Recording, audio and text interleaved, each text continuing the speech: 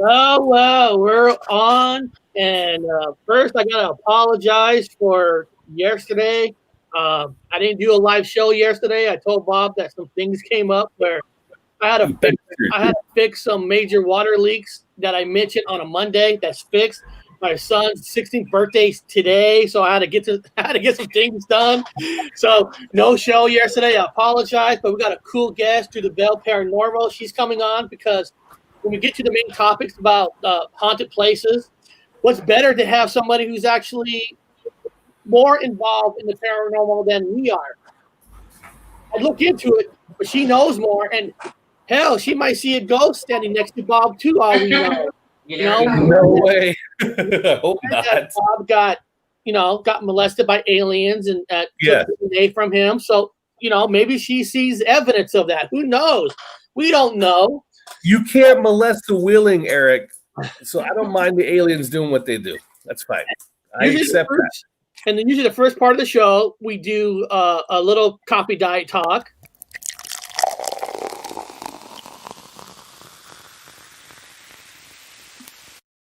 Before we get into our little segments. So for our little 15-minute, talk, that people come in and we get into our more of our subjects is, guys, I don't know if both of you watched the debate last night with Donald Trump and Joe Biden.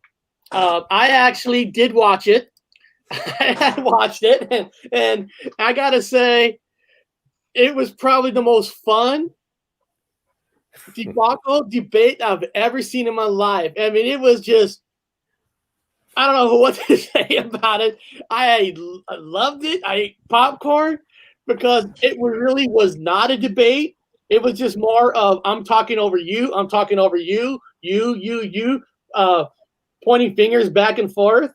And the only thing I got to say is people who live in America, like myself, Val lives in America, Bob lives in England, so he probably doesn't care about America anymore.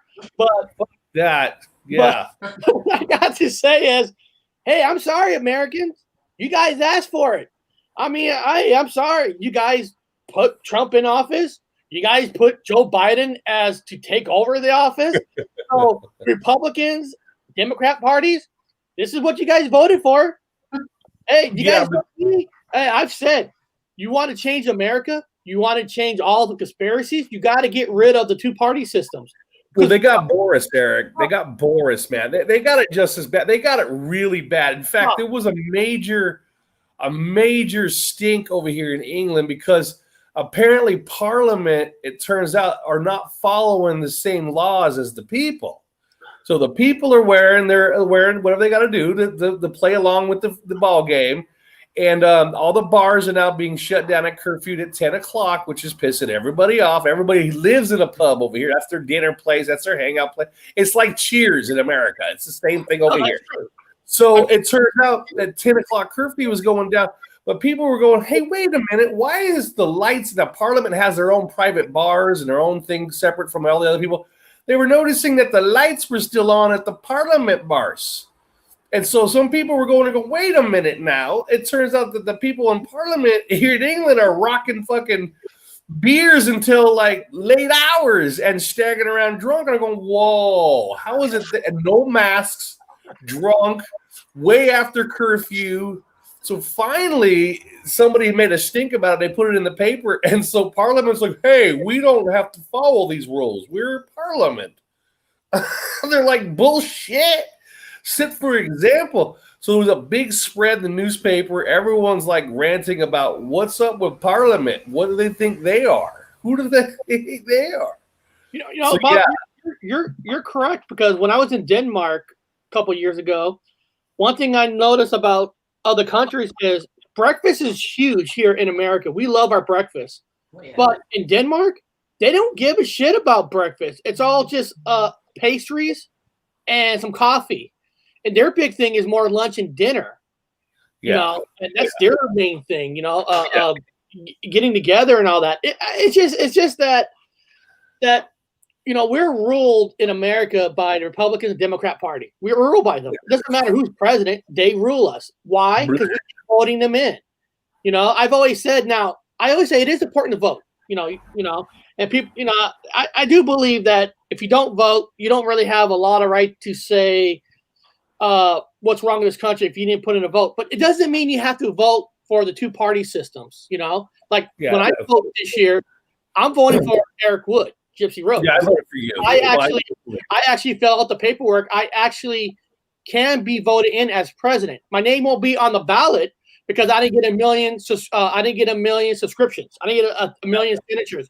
But if you type in my full name, Eric Eugene Wood, that vote will actually count for me. So you can go and vote. You can say, hey, I voted. But you don't have to vote for those two people. Like Roka would say, people got to grow cojones and stop. Well, because this is the argument, Bob and Val. I always hear this from people. Well, this is the most important election of our lifetime. So we have to vote Trump out.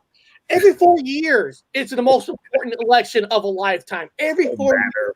You got to start making a stand and say, we got to vote out these two-party systems.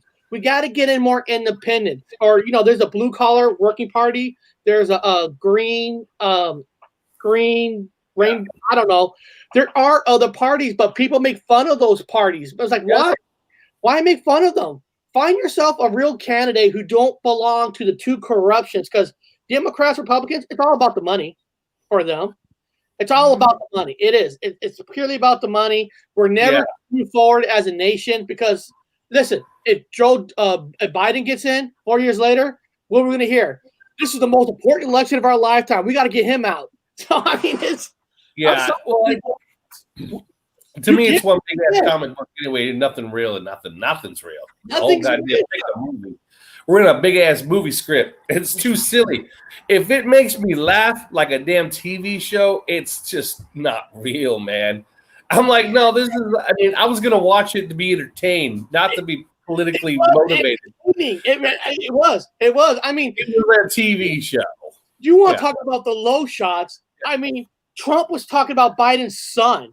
First of all, listen, there's one rule I always have. You don't talk about other people's kids. No. I don't care if you had addictions in the past or not, because most every American at one time in life has had an addiction. Okay? Yeah. You keep people's kids off the subject, but they did not last night. I mean, it was just bad. It was just like this fun eating popcorn. Bill, I'm serious. You gotta watch a replay of it. It's more funny than an actual. It's what it's supposed to be. I mean, it's exact. If what it looks like, what it is, it's exactly it. It's a sitcom show for you to watch. It's this reality. The guy who narrates it, whatever, was saying, guys, we gotta start getting back into this. He might say himself he might say that the thing was a joke, but it was the best thing that ever happened to him because more people are watching it because So whoever was hosting it, his ratings probably just went up. It's brilliant. It's brilliant. It's what it's designed to be. People love debunkers. People love when shit hits the fan. They love it. They won't say it, but they love it. And everybody loves chaos. Everyone likes bad things. Everyone likes everybody chaos. Loves bad press. Everybody loves chaos. I mean, it's just what people feed on in this place. Big ass lizard brains, man. They love it. I love it. I'm not gonna lie. I love it. I mean, we don't really talk politics here, but it was just so crazy. It was so funny that it was more of a watching a joke than watching. Yeah. I wouldn't even watch that. And if anybody had me on Instagram throughout the whole thing, I was putting up all my Joe Biden and Donald Trump pictures through the whole thing. Some people go, dude, that is disturbing what you just put up. Well, the whole political party is disturbing. So what's the difference, right? I want to hear Veal. What's Veal's opinion on that? Did you watch the debate? Vail did not watch that. And I am not watching that circus. It ain't happening. I don't watch either, but I just had to last night because I knew. Oh, of course, Eric. I just knew. I mean, it's not wrong to watch it. I mean, it's not. I mean, this again. Like, if I see a house on fire, I'm gonna watch it burn. I know it's bad. I feel bad for what happened. People's private shit is on fire, but I'm gonna watch it burn. I might even cook hot dogs on it. I don't know. Well, a Flat Accord Music wrote, the only way to fix the world is to convince the people that the power that are corrupt liars, which he's right. We are literally need to have the majority figure this out so that we would be able to overthrow them. You know what the problem is, Flat Accord Music? A lot of people do figure it out, but they don't have the balls to vote outside their party. They just don't. They're just too afraid. They're like, well, this is too important of an election to not vote for somebody else. And it's like, you got to start somewhere. Yeah. You got to start somewhere. You got to start voting outside the parties. I don't care who's in it, because next 4 years is going to be the same thing. It's not like, listen, I don't care who's president. They're not going to let United States fall apart because they need us, because they need money and power to stay in office, to have money for their own families, for protection. Yeah.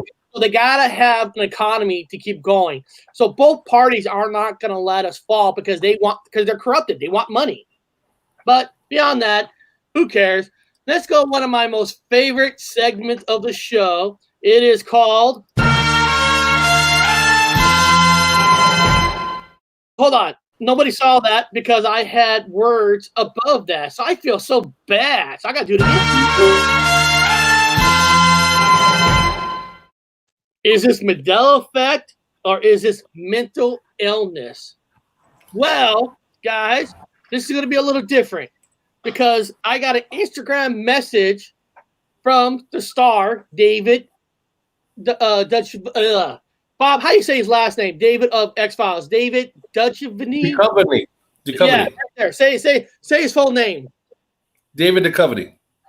He emailed or Instagrammed me and said, hey, I know you do a show on Mandela Effect. I actually had an episode on the X-Files talking about what I think the Mandela Effect is. And he said that he wrote that part of the script in that episode. So I actually have a 2-minute clip of them explaining the Mandela Effect in this X-File clip. And he asked me to take his clip and, for the hell of it, put it through the Whopper machine. Wow. So his clip will be going into the Whopper machine. And if Val doesn't know what a Whopper machine is, you're going to find out. So let me share this screen.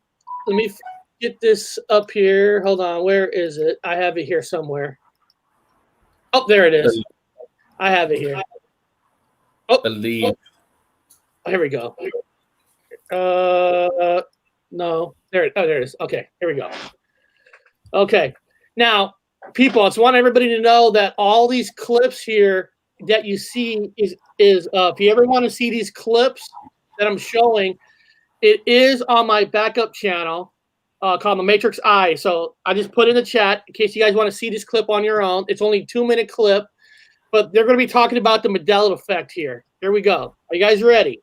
Ooh. You can manipulate memory, creates unlimited power. Political, economical, cultural, runs the gamut from Holocaust denial to corporate product recognition. There are companies who are willing to pay anything, do anything to have people forget that their products explode on impact or suddenly catch fire.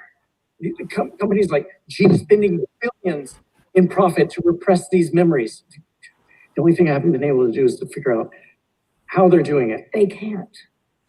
I'm sorry, but this is ridiculous. I mean, the Mandela effect is simply... It's the Mandela effect, guys. It's the Mandela effect, just say it. Is simply people misremembering stuff. Maybe this is actually evidence of a parallel universe. Wait, what? So maybe these differences in collective memories are actually evidence of our universe somehow becoming intertwined with another, if not identical, then very similar universe. So people's memories are correct. They're just remembering something that happened in another dimension. Hence the discrepancies. That's science, Scully. Theoretical science at best. Mulder. Yeah, we're not going to do this parallel universe sci-fi gobbledygook nerd boy. Okay, so just please drop it because that crap gives me a headache. It's a lot better than some evil entity zapping people's brains with a hypno ray gun. I never mentioned a hypno ray gun. Guys, it's faulty memory because Occam's razor. That's Ozzy's razor, not Occam's. It's always been Ozzy's razor. Maybe in a parallel universe it is, but in still yet another universe is perhaps known as Occam's axe. It's not parallel universes.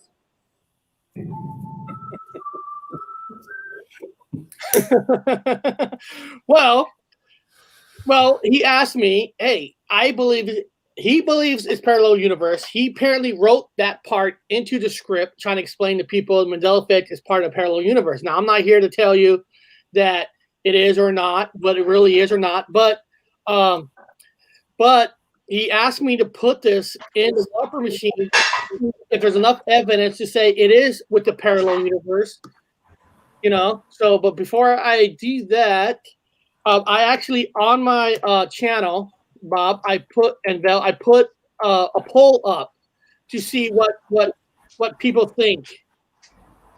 And here we go. Cool. Well, we got the. I got it right here. I want to show the poll before I put it through the Whopper machine. So here we go. Okay. Now this is so far. This is how many people voted on this. 32 people voted. Is memory changes part of the Mandela effect, parallel universe, time loop? Time loop is basically time travel, mental illness, or false memories. So out of 32 votes, 53% of the people believe it is a Mandela effect. Now, 9% of the people believe it is parallel universe, and I'm sure that 9% was voted by David. Apparently, he likes my channel. That's awesome. He should support the channel. He should sponsor us. But oh well. 25% says it's a time loop, and 0% says mental illness, and 12% does say false memories. Nice. So wow. now what's interesting is now you have Mandela effect that's 53%, which Mandela effect can be affected with, of course, any one of these four. But if you take parallel universe, time loop, and false memory, if you put those percentages together, it's almost half and half.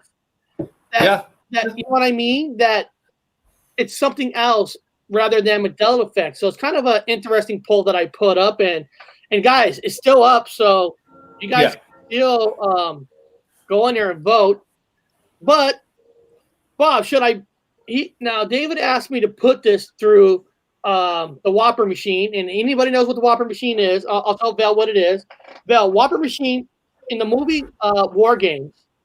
The War Games was actually a true story, but they made it like it's not. The government really did build a machine called the Whopper, where you put information in there, it takes the human element out, and it does the internet all around the world to say if there's enough evidence to say there is residue where it is real, it is not.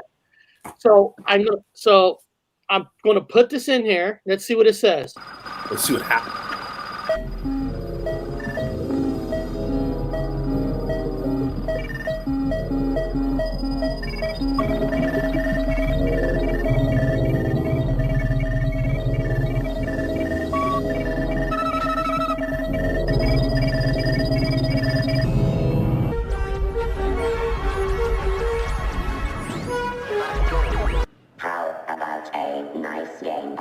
Chess.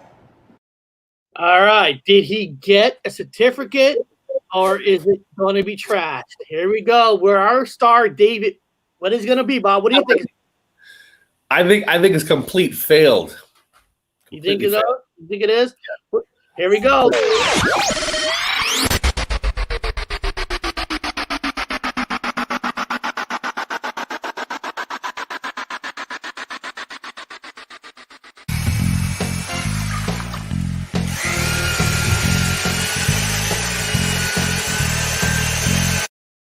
Sorry, David, you don't have enough evidence to say it is part of parallel universe, which I think it's a good enough theory as anything else. I mean, I still think that if you're going to say Mandela effect's real, and it's up to you what you believe in, if I'm going to say it's real, I think it's more likely, my opinion, part of a time loop. But that is just my opinion. So Bob, when you saw all that with David and X-Files talking about the Mandela effect, and now people thought Mulder was crazy, talk about the parallel universe, but is he crazy? Mm. Oh, me. You think he's crazy? I mean, there's no evidence to show any of this, but what do you think? Well, no, I was reading about some time travel stuff. Just hell, it was just today. There was a whole scenario. These two guys out of Australia were talking about they've discovered the equation. They finished the equation for time travel. They believe it's real. I'm like, okay. So I read it. It's really interesting how they've kind of talked about it. The concept was, if you went back, it's a weird ass loop, because if you went back and killed your grandfather, would you exist? So you couldn't have done it. So it's a whole thing. And so I went through the whole math. It's real basic, about time travel. But the concept of time travel is still, to me, it's a little bit different. Now I'm getting arguments with other people about it. I have something. I believe it's the it's in your DNA.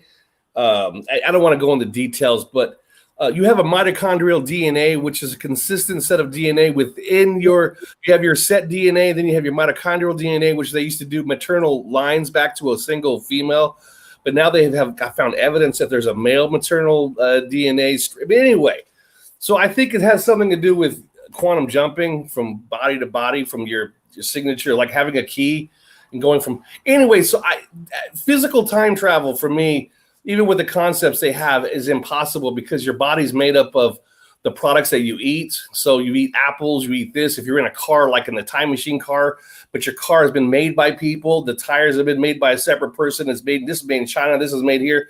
So all the factors for your car to even exist takes about 100, 100 or 200 different people to even put it together. So how would you have a car go in the past?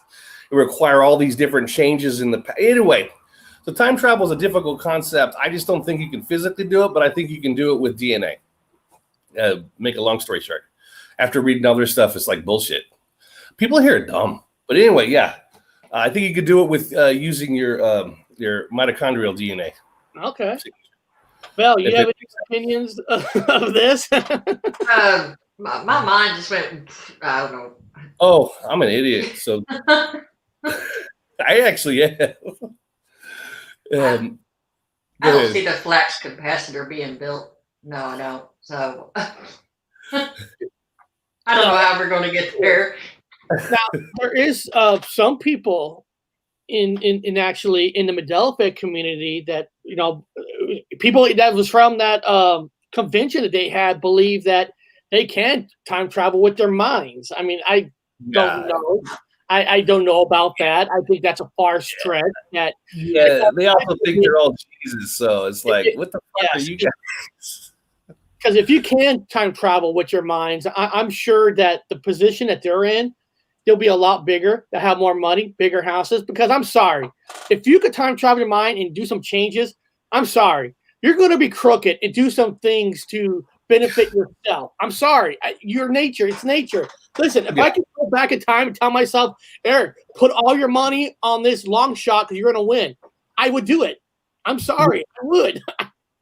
Yeah, you'd be like Biff. You'd be like Biff in the movie where he went back and he got the magazine of all the wins of all the sports almanac. You remember he brought back the sports almanac?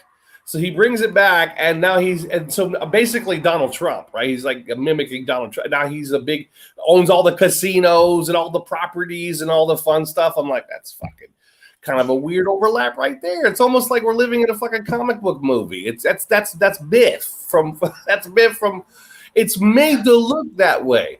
So my argument is, when you see all these things, these guys all of a sudden they have theories of time travel and they're relevant. Now I look at it as another chapter in the comic book of another answer.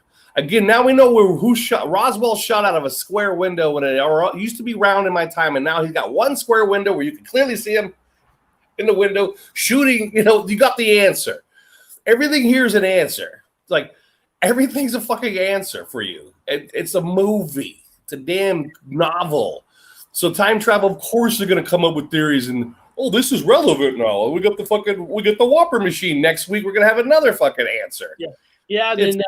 And every movie has different rules of a time travel. Right. Rules, I mean that movie, The Avengers, the last one. they had rules of time travel, and then they broke their own rules within their own rules they put in that movie that you can't stay, you can't do this, and the Captain America stays. I'm like, hold on, you just put a rule that you can't do that, and they just did that. Yeah. Like I said, I read this. There's a big article about time travel. This guy's out of Australia somehow had figured out the equation. I'm like, no, you didn't, man. Literally, after I'm done reading it, I spent like 2-3 hours reading it and breaking it down. I said, you just named 3 to 4 movies. They literally described Doctor Who. And if I were to take this equation and break it down, what he's got to talk is if Doctor Who had sex with Final Destination movie. So if Doctor Who the series had sex with the Final Destination movie, you would have their equation. I'm like, you guys, they're all movie shit. Everything here's from a movie. I said, this is a fake bullshit. These physicists now are just quoting shit from movies. You know what? This guy wrote Looper. I actually just watched that again 2 nights ago. Which one? Looper. It was just on. It was on. Looper. I watched it where they send people from the future to past, so you shoot them, kill them because they can't do that in the future. Yeah, Looper. There it is, Looper. And then there's also source code.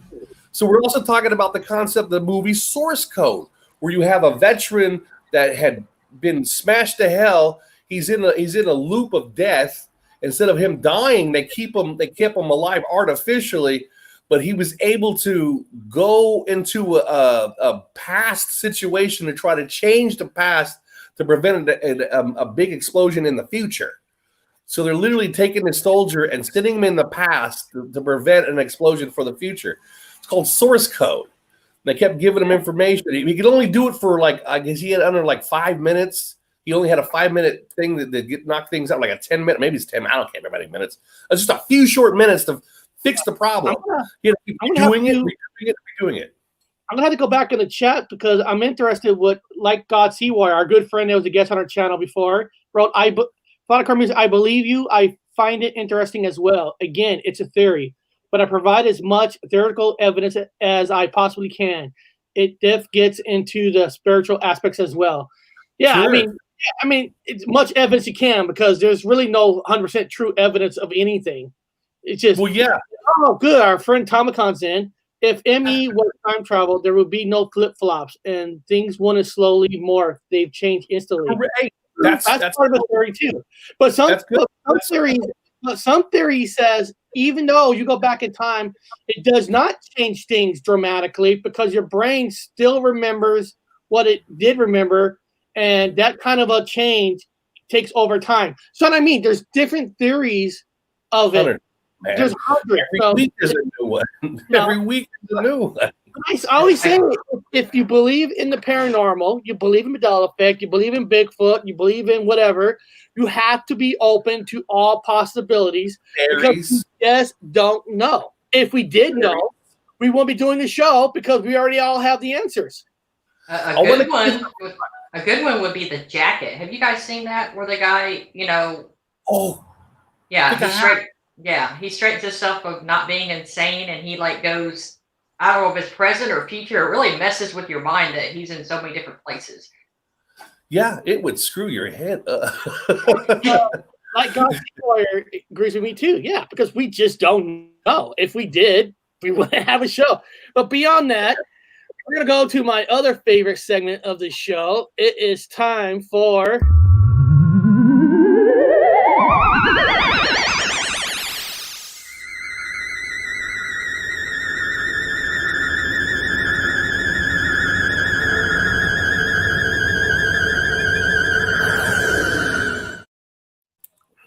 It is time for Grandpa's World, where today's alien story is aliens hid in the midst and abducted 2 people. So this is 1 minute and 50 seconds long. So we're gonna listen. Hold on. So Val, what we do, Val, is if you haven't been here when we did this, we play his video. It's only 1 minute or 2, and then we kind of put our thoughts on what he just said. What his little story is. He's a great, lovable guy. He's in the description. I recommend people subbing him. He has hundreds of stories like this. So they're great stories. Here we go. Hi, welcome to Grandpa's World. I'm Grandpa. Today we're going to talk about UFOs in California again. California. Cindy and Bobby's story. Of course, we changed names and stuff to protect the innocent and people who don't want to be known. So Bobby and Cindy had traveled over to Bella Vista, California, where they owned a remote country cabin. They had been relaxing inside the house where it was cool before heading back to their old house in Redding. They were about 19 miles from town when Bobby saw that ahead there was a thick mist that was forming. There was a big, beautiful, and bright moon out this night. They watched the mist change into a steel robot-type alien. It was about 5 foot tall, sitting cross-legged on the grass ahead. It had a barrel-shaped body, and not as big in the face, lacked definition. Cindy started freaking out, so Bobby was also freaking out, and he yelled at the alien that he did not belong there and to go home or else. Bobby started driving again. He asked Cindy if the alien was still there. She in turn asked him which one because she had saw a different group of aliens on the other side of the road. Then Bobby saw the one that was sitting down was levitating towards them. Bobby jammed down on the gas pedal and Cindy was screaming at him to haul ass. It is after us. They finally got to Redding and checked the time. They had lost 6 whole hours. Next day, Cindy saw a huge reddish mark on Bobby's abdomen right above his waistline. Cindy and Bobby have never found anyone who saw anything like that night. That's it for Grandpa's World today. Take it easy. We'll see you later. Don't forget to hit the like button and all those. All right. Now, there's something that he said there was interesting. Now, of course, every story is up to you if you believe it's true or not. But what I like about his story is the people who were in that car. There was a true reaction where I feel most people would be like, because if you've seen something that's not natural, you're going to get the fuck out of there. Yeah. It's only in the movies where somebody stays there and you know, sees this metal machine, see these aliens. Hey, let's get out of the car. In real life, you see something you don't agree with, you're getting the fuck out of there, okay? Unless you're doing an investigation yourself on purpose. But if you're not doing no investigation, you got kids or a wife in the car, you're going to hit the gas pedal. I think Veal's going to say she's going to run towards it. I'm going to run towards it too, right? Is that what you're going to say? Yeah. But the difference is she investigates this. Yeah. She's a rare, like normal people who are going to investigate. But most people are not investigators. Yeah. Most percentage of the people will hit the gas pedal and get the fuck out of there. Now, what's interesting is he said there was a metal machine, but of course there's aliens on the other side. Now, I could believe that because a lot of times in war, you send in your drone, you send in a machine to scope it out first. So if you're an alien, why would you be stupid to show yourself? Have a metal robot machine? Because if you have a spaceship, I'm sure you have a robot. You got the technology. Yeah, and like War of the Worlds. The robot machine will probably kill you. What do you guys think about that? Yeah, kind of like War of the Worlds. I mean, they sent in their little drone things to clear everything out before they actually appeared. Yeah, that's about right. Yeah, I don't know. If I see an alien in a lotus position, like, I mean, I can see him floating around, but sitting in a lotus position, what the fuck? Number one, what the fuck is that about? Why are they sitting? Why would someone be sitting in a lotus position off of a? I'd be like, okay, what is this? Are you like the sentient of yoga? What is the sitting in the lotus position for? What are you thinking? What are you contemplating? I would definitely want to sit. I would sit myself down in a lotus position with him, stare at her, whatever, and say, "What's up?" He's trying to right. So write some shit down. Obviously, it's in a passive position to be talked to. So I would definitely walk. Now, if it was up big and aggressive, what the fuck? But in a lotus position, I definitely want to sit down and have a conversation. Just me. He might have been just, sitting there to distract everybody else while the others come up from behind. He's sitting there looking all kind of suave and nothing going on. Look behind you. Yeah, it's a trap. It's like, oh, shit. They're all behind me. They're floating around behind me. What the hell? Yeah, that's our answer. That's our answer, Eric. What do you think of that? It's a fair answer. There is no right answer. I mean, we don't know if the story's even true or not. But like I said, if it is, I can see where you would have a robot. But it's kind of weird that they would have a 5-foot robot on one side and then they're standing on the other side themselves, unless the robot's ready to shoot and kill if they try to harm an alien. Yeah. If aliens could come here, and I'm not saying they have or not, that means they know how humans are because they have the technology to be here even in the first place. That humans shoot first, ask questions later. I mean, that's just the nature of humans. I mean, we can't even be one country in this world. We have to be separate countries. We have, separate rulers. I mean, we can't even be one if we even wanted to. So if they wanted to, they could take us over easy because we can't. The world doesn't join forces unless something really shit hits the fan. Yeah. It's like look at World War II. We were the last country to even join it because we're like, it doesn't affect us. Why are we gonna go? Oh shit, it does affect us. Let's get into it. I mean, that's humans. We're fucking greedy until we have to do something. Yeah, it's running right at us. Boom. That's our answer. It's coming right for us. It's an alien in a lotus position. Hello, everyone. It's coming right for us. Boom. Shit. Got him in the head. Got him and hang him in the back. Yeah. And we'll cut him up and see if he has 3 hearts, 2 hearts, 3, 5. Yeah, after the fact. Then you dissect. And then, of course, we'll never know what happens behind the scenes.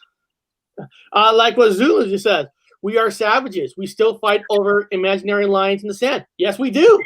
We fight over toilet paper. Okay, we know how the human race, to be a human being on the back of this freaking beautiful turtle, is to fight over toilet paper. That's what we are. That's what we are. Yeah, he's like, I didn't fight over toilet paper. I just patiently waited for a couple of rolls to be available. That was as easy as that. Remember, I changed our intro for a while to the group in Costco, all fighting over toilet paper. All fighting over toilet paper. Is this the human race, man? Now, the alien came here and they saw them fighting over toilet paper. I mean, I don't want to land over here. I'll be taking the cows. They're the most passive, intelligent creatures. Or the cows. Like, man, we should take over these people. They fight over toilet paper. We got an easy win. We don't know, Eric. It could have happened, man. Maybe that's the cause of the Mandela effect. Maybe the aliens took over. Maybe it's the Anunnaki. Or maybe it's the reptilians. If David fucking Eichster was here, Hale, if he was here, he'd be like, oh, we got reptilians taking over. All kinds of shit. In fact, I think right now, Eric, speaking of reptilians, the Queen of England over here has a major problem. She's got a big ass fight with her staff. In her place, there is a fight going on. Not a fight physical, but there's a coup happening. The Queen's private staff are pissed off and they're fighting with the Queen. Do you know why? No. True. This is in the papers. The reason why the Queen is fighting with the staff is because she has ordered the staff. She's going to spend Christmas in one of her private castles. And she's ordered all of her staff to come there, and not only to come there and be here private during Christmas, no mass, no church, no nothing because of the cornholio virus. So she's ordering them, and not only they have to follow all the rules, they have to be isolated before and then isolated after, which means they're not going to be able to spend time with their family and friends on Christmas. Whatever your religion is, these people are religious. It turns out that they're like, we're not going to spend our Christmas in isolation with you, Queen. We're going to spend it with our family and our friends. And she says, no, you're under orders. I'm the Queen. You're not going to have Christmas this year. Bah humbug. She says you're not having Christmas. You're going to spend it with me with no Christmas.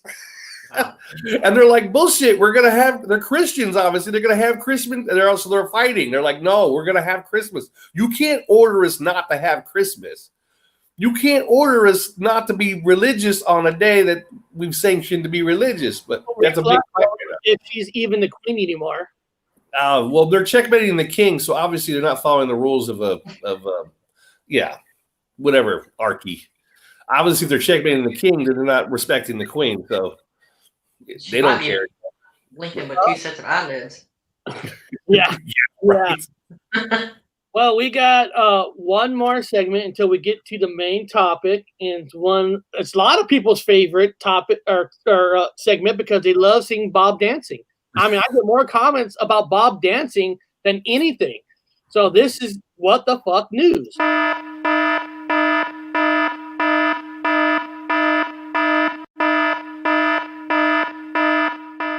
Welcome to What the Fuck News. That was, holy shit, this thing froze. Oh. Yeah, you're frozen. There you go. I'm unfrozen. Okay.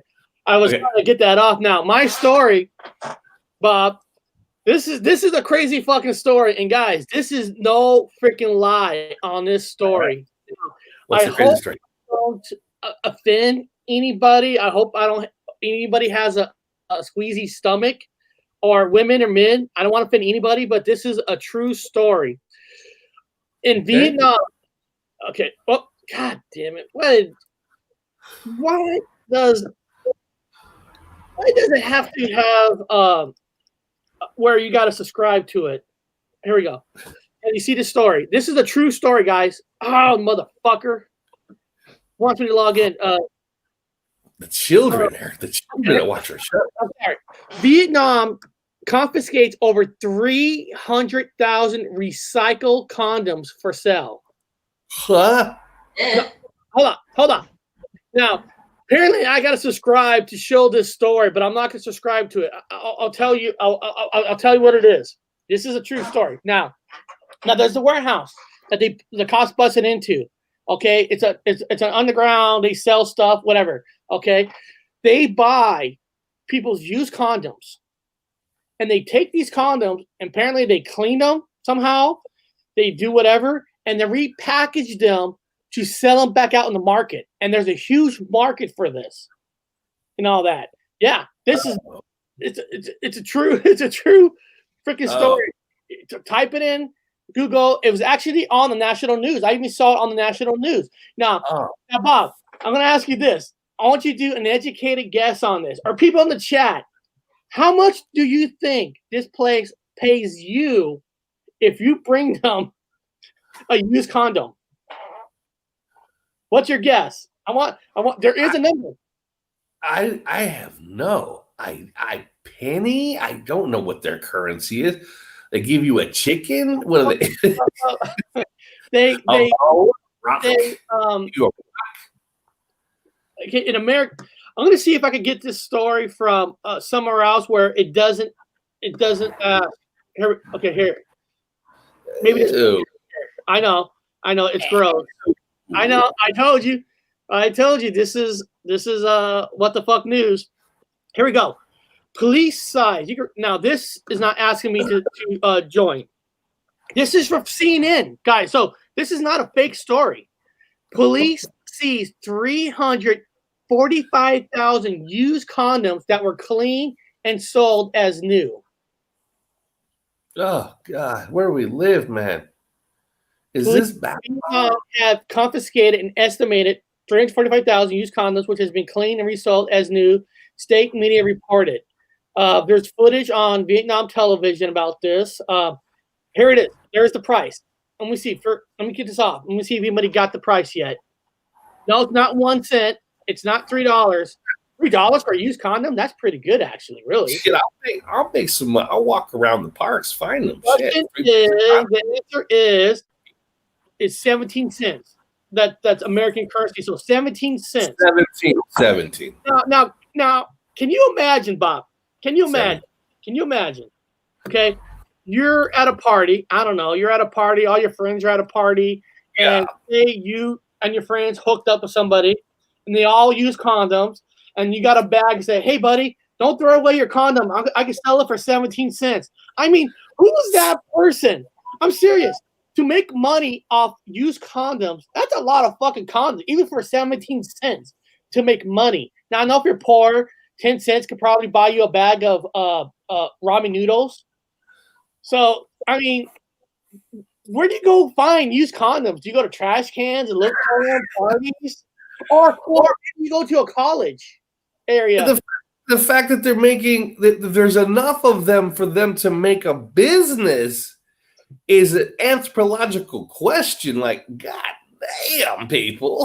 They're like going like rabbits. I mean, they're just throwing the damn things out like nothing. I mean, it's like everywhere I go, there's a mask on the fucking corner. There's like hundreds of masks. So, I mean, how about I might recycle masks for people and condoms? It's the number 17 that's significant to me because I've been seeing, I don't know about anybody, I've been seeing 17s like crazy. But it's because, yeah, I'll tell you guys later. But yeah, the 17 is weird for me. That number. I'm into the number codes. 17. But I don't, man, that's a lot. That's a regular business, man. That means there's a whole lot of shagging going on. And was it Vietnam? Where's that at? Vietnam. So actually, I got a calculator. I got a calculator. So they said that there's 345,000. Let me use my calculator. Do the math on used condoms. Well, look. Wow. Yeah, hold on. 345,000 right here, right? Times 0.17. So how much money they gave out? So they paid people $58,650 to get these condoms. So I guess how many condoms are in a package? Anyway, is it 30 or something? 13. There's a 13 right there. So 58,005 and 8 is 13. So there's your 13 hidden within the numbers. So it's a way of hiding a 13. I don't know. I'm making shit up. Well, how much is a package of condoms even nowadays? I'm on the celibacy wagons. I don't know. Hold on. What's the going rate on condoms? Price or Eric, we're kind of in an awkward. Okay, $4.29. So if they're $4 and just say there's usually 3 in a package, that's a good profit, really, if you think about it. Because you put 3 condoms, so 3 condoms in a package. Hey, this is great news. I know everybody's loving this segment. So what a way to learn some math. So 0.17 times 3. So 51 cents, basically a package of condom. And if you charge $4.41, that's a major profit.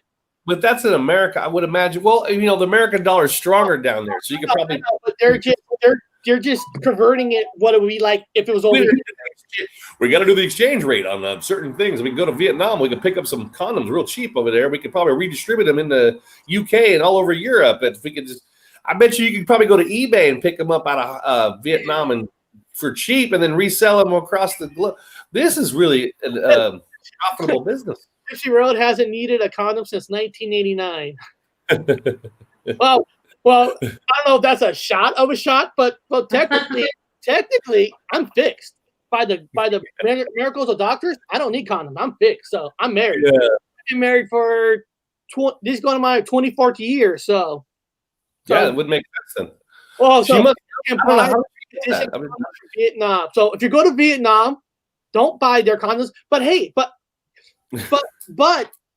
recondition. I know, but I don't know. Maybe this company sells their condoms to America too. We don't know that. We might be buying. I mean, I'm not buying condoms, but if someone's buying condoms, they technically might be buying used condoms. Very good. That's awesome. Yeah. They could probably put them. I bet you if they could probably cook them as street food too. Condoms on Amazon, only 3 uses. Yeah, I mean, yeah, right. You could probably they probably have them as street food in China. If they're moved, they could probably sell them in China. They could probably deep fry them somehow. Throw a little bit of rat leg in there, like a fried condom, rat leg. Do they pay extra for magnums? Yeah, right. I don't think they can use magnums. No offense to the local whatever, but yeah, I'm sure. Like I said, they sell them to China. They could just put them as part of their street foods, like onion rings or something. They wouldn't even know. Oh, these are good. Oh man. Oh, get a big old fork full of this fried up. Oh God, what is this? Calamari. Calamari. Well, if nobody has any more questions on mine, I guess we'll go straight to Bob's what the fuck story. Hold on, what does this person say? collecting used condoms, does that mean you're describing your perks of being a janitor working in a house? Hey, you're making a living. Oh, this one's good. Put it right in the bag. Oh, another one. That's 17 cents per condom. Shit. I buy detective ones. They have a hole on the end. I can patch them up. Chewy? That's gross. Too salty. I've been married 10 years. I haven't bought a condom. Yeah, you're about me. I love that. So we're going to go to Bob's story. Oh. I knew people like my story today. So here we go. This is Bob. Take my face off this one. Very interesting. Been reading a lot of interesting things. A lot of things about a lot of places. Now, I'm going to take you guys far, far away in another place. Well, I carry my own little, it comes with the uniform. And I look up and I have a damn good look here. Yes, I can see Sagittarius A. Now, we're on Orion spur. Anyway, now I'm looking out at Sagittarius A. It's interesting because back in the day, we've got a radio transmission. Well, not radio transmission per se, but a radio transmission. Back in, let's take a look here. Back in 1931, Sagittarius A. And then after some scrutiny and some special details of looking into things, we don't have the technology, but maybe they did. Who fucking knows? It's all weird and fake. However, this is important. There was some transmissions coming out of there. Nothing coherent out of Sagittarius A, which is another entire. It's the middle of the Milky Way galaxy, the center of the Milky Way galaxy, and it seems to be what's in the middle of the Milky Way galaxy is as they put it, a super large, monstrous, whatever, black hole. And they located it in the middle of the galaxy, Milky Way, that is, whatever you want to look up there. Also, they had relabeled it Sagittarius A star, which seems to be more of the focal point of where it's coming from. We have Sagittarius A, the first little in 1931, and then in February 13th, 1974, they've actually coined it Sagittarius A, where you have this large, everything-eating, massive black hole. And then in October 16, 2002, they also have another little cluster there, was the third cluster, is the S2, which is another little feeding cluster that's also feeding back radio transmissions. It seems to be really flaring and weird stuff. Also, it's really important for people to understand is at May 13th, fucking 13th for God's sake, May 13, 2019, it seems that it has increased 75% or 75 times brighter than normal. So in 2019, May 13th, it got really, really fucking bright. And so now we're also not only reading radio, whatever is coming out of it, we're also noticing it's gotten really goddamn bright. So Sagittarius, the places that we used to remember, some people remember or misremember, whatever your cup of tea is, it seems that our little home is now inside the black hole or coming out of the black hole. Who fucking knows? It's all weird that way. But what's really also important is in October 31st, 2018, again, October 31st, 2018, to keep going with dates, there had seemed to be a very weird, strange, large flare that came out of there in Sagittarius A or Sagittarius A star, had come right out of the black hole. It was thought to be a large X-ray style flare. It just kind of shot out of it around October 31st, 2018.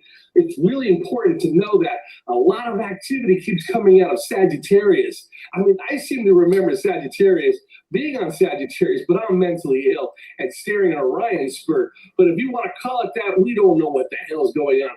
But I often keep my eyes up to the stars.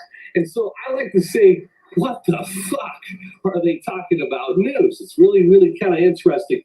So one final thing. It appears that the evidence support the fact that people were aware of Sagittarius A and the great, great black hole is because H.P. Lovecraft way back when in the early 1900s wrote it into one of his books. In fact, he clearly stated that what I like to believe is there's a large monster god, which looks like the flying spaghetti monster, if you want to really look at this thing in the whole Cthulhu world of pantheons of gods.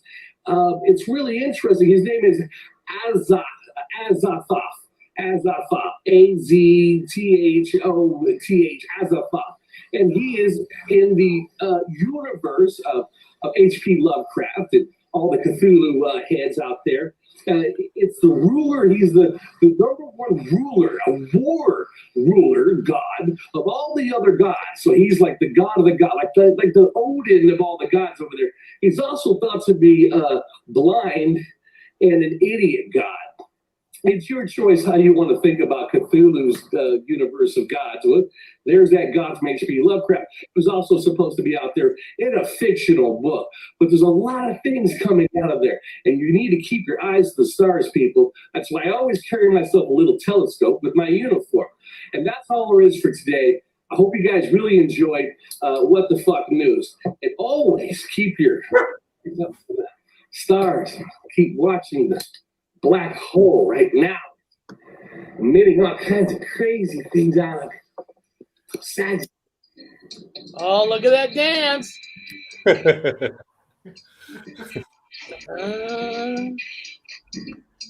Now that's one hell of a dance. Look at that. Look at that. Damn right. Damn right. Man, that's an awesome dance. Woo! Man. That's a lot of information right there. Yeah, it's a really interesting subject. It's about the great black hole, Sagittarius A. Sagittarius A. Can you feel it? Tomorrow's a full moon. It's the first one, though, Fizzy Poopy. It is the first one, and then Fizzy Poop. The second one's going to be on the 31st, which is Halloween, and that's the blue moon. There's going to be two this month. On the 31st, 13 anyway, and then the first. So first is the 311 anyway. So first and the 31st, which is unusual, only happens once in a blue moon, as they say. Very long time. The next one's going to be a long ways away. So a lot of weird shit is going to be going down this month. We're just going to wait for it. We'll see what's going to happen. A lot of astrology. If you guys are into astrology, I think Vito probably does some astrology. It's gonna be a whole. Maybe you could share with some planet alignments. It's gonna be weird, man. There's a whole lot of astrology magic rolling around at the moment. All the Wiccans are breaking their stuff out, getting ready to have a good old time this month. This is a month for it. Veal, do you have anything that you know about the October of this month? Anything coming up you know about? Nothing on that aspect. No. I'm pretty sure with the full moon, I mean, it does make people, a little on the crazy side. So we might be dealing with some zombies. You never know with everything going on. Right. It reminds me of that movie. Yeah, there's a movie out with Bill Murray. Was it what was it called? Dead Don't Die. Dead Don't Die. It reminds me. This month is gonna be like Dead Don't Die. I think there's gonna be zombies this month. I think she's right. I think it'll be zombies this month. He dances like a moonshiner. I do, don't I? It was interesting yesterday during the debate when Donald mentioned that he puts money in Space Force. Oh God, he puts money in CGI films with those fucking Elon. I want to share this one thing, and we're going to get into the haunted stuff. And this, what I'm going to share, is a haunted thing that I want to share. But I want people to know that I'm going to be putting together a GoFundMe account. Okay, and there's a reason why. I want everybody to hear this. There is something for sale in Ireland that I want to buy. And if I buy this with your guys' help, I'm going to throw the biggest dead man's party you've ever seen. What is it? Right now, in Ireland, For sale, the most haunted mansion in Ireland. So right now, there's a haunted mansion in Ireland for sale. And guys, I'll buy it. Look, 63 acres of pure emerald Ireland is in luck. 22-bed mansion, $2.87 million. So guys, if I put a GoFundMe account, if we could raise $2.87 million, Easy. I'll buy this. And I will send all you guys free invitations so we can all have a dead man's party, oingo boingo, dead man's party in a real haunted house. Nice. Shit. I'll move in. Yeah, I got a couple bucks right now. I'll throw in for that one, man. Yeah. It's only $2.87 million. I mean, look at the inside. Can you imagine having a dead man's party in there? That would be badass. It looks like the banister that's where's Jack at? Is it Jack gonna walk down there on like the Titanic? Titanic. I'm looking for Jack to walk down in a tuxedo. Look, upstairs, isn't that beautiful? Wow. And guys, I know we can all raise somehow $2.87 million so I can purchase this haunted house. I'll turn it into a Hogwarts. I'll turn it into a wizard academy. If we can make it a haunted house museum, I don't know, or some kind of a hotel for special guests or something. I don't know. Turn it into a school. It'd be like a school for like superheroes. Oh, that's already been done. Now, Bob, since you live in the UK and you've actually been to Scotland and Ireland, did you actually been in here, seen this up in person, or what do you know about this? You know anything about this? Because this was sent to me from somebody. It wasn't. I didn't find this. I was sent this from one of our subscribers from the chat. So Eric, check this out. A haunted mansion is actually for sale in Ireland. Wow, man! No, I've not seen that. I've been to a mental asylum, and I filmed it in Ireland. Ran around that for a while. That was pretty fucking wacky. Yes, Loftus Hall holds tales of Satan, cannibalism, and getting stood up by the Queen. Wow, the Queen getting stood up by the Queen? Wow, that's a... Well, what part of Ireland is it then? I mean, because the Queen don't have access to certain parts of Ireland. They don't care for no queens over there. They're part of the EU. It's 63 acres of pure emerald Ireland. Does it say...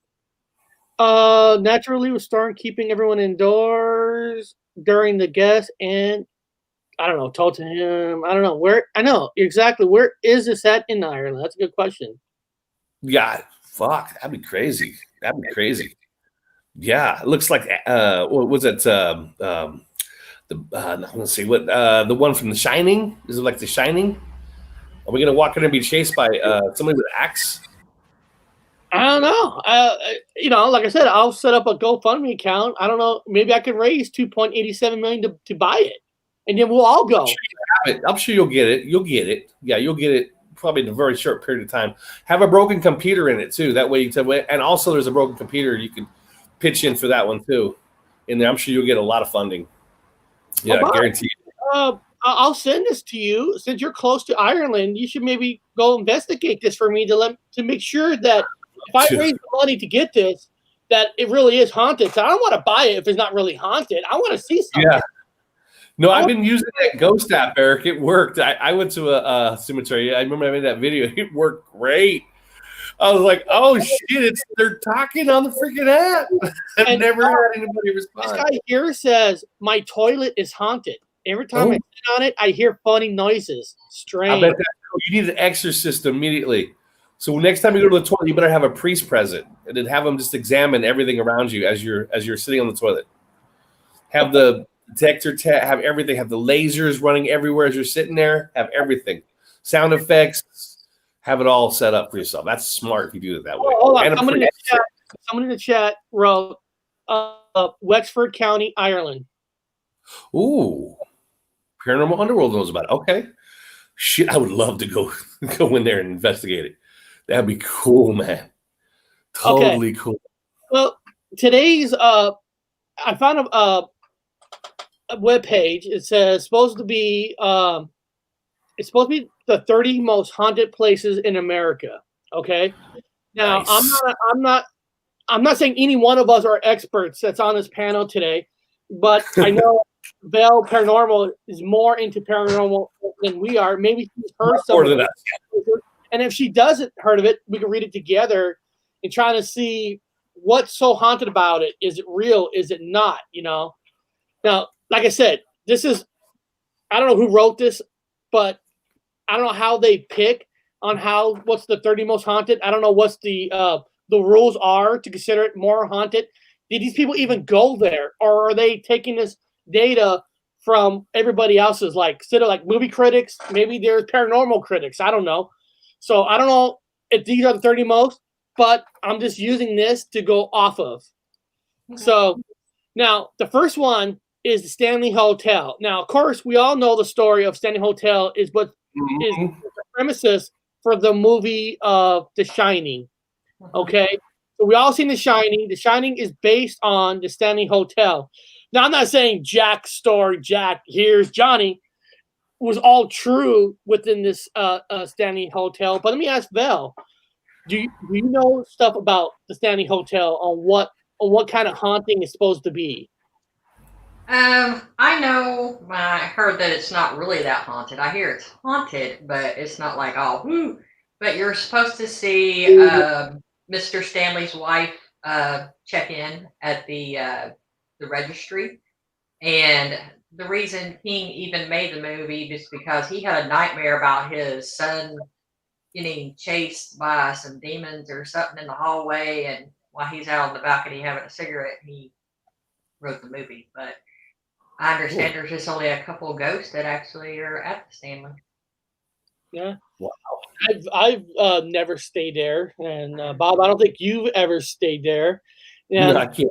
now, what it says here, Stanley Hotel. These are short stories too. These aren't like long ones, so I don't mind. Yeah.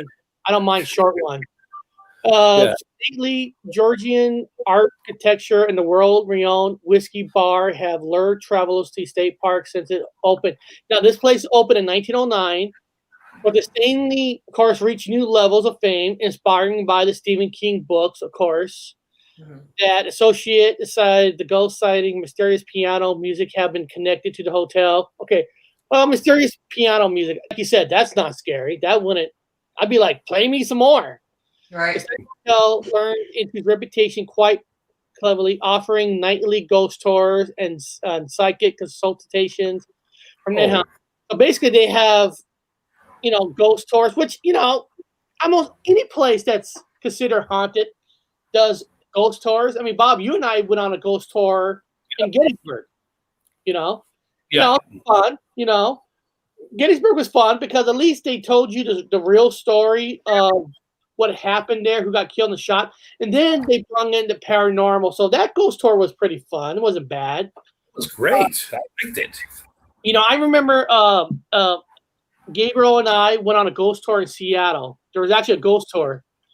And I remember this guy taking us around the fucking town, telling us stories, like a hotel where this lady jumped out of a balcony, hit the ground. And I remember he telling me the story about this dead body on the ground. And there was some old lady like walking on the street saying, "That's not very nice of saying stuff about people jumping from windows." It was like, man, this is a ghost story tour. I don't care if it's a ghost story tour or not, but it's not proper. And I'm sitting there like, all right, now it's finally getting good. Maybe Yeah, the local anger. Yeah, she wasn't apparently on the ghost tour. They walked too fast too, man. They were flying through the. She was offended that a person was even telling a story about a dead body hitting the ground. I was like, man, this is kind of cool. Now, here's another one that's supposed to be Eastern State Prison in Pennsylvania. Well, I've heard a lot of prisons that's been shut down, and there's ghost stories there. Well, it makes sense, right? Because a lot of people have died in state prisons. I mean, Yeah. I don't know what state you live in, Val. Do you live close to Pennsylvania? Have you heard about this jail prison being haunted by any chance? I'm in Missouri, and no, not on this one, but I just got back from the Missouri State Pen, which is, the bloodiest 47 acres in America. Yeah, the penitentiaries, I mean, they're supposed to have the steel bars, which contains the evil within them. I mean, it is a depressing place whenever you walk in there to begin with. Um, Oh. why you would want to come back? I mean, my question was the whole time I'm doing an investigation is why do you want to come back and haunt a place that kept you in captivity? But maybe, like Jack's their paranormal underworld said, maybe they didn't have nowhere else to, return to. But yeah, it's really heavy, depressive, a lot of residual energy in those places. Yeah. You know, Wow. on Ghost Adventures, they apparently answered that question where if there's bad mojo there, that what causes an opening for more to come in, and it's like, so if there's bad spirits and that opens a door for other spirits to come there, I don't know. I don't know if that is a true theory on why even more spirits go to prisons. I don't know. I mean, I heard they if you die there, if somebody dies at a spot, even though they don't live there or not, you're right. You're right.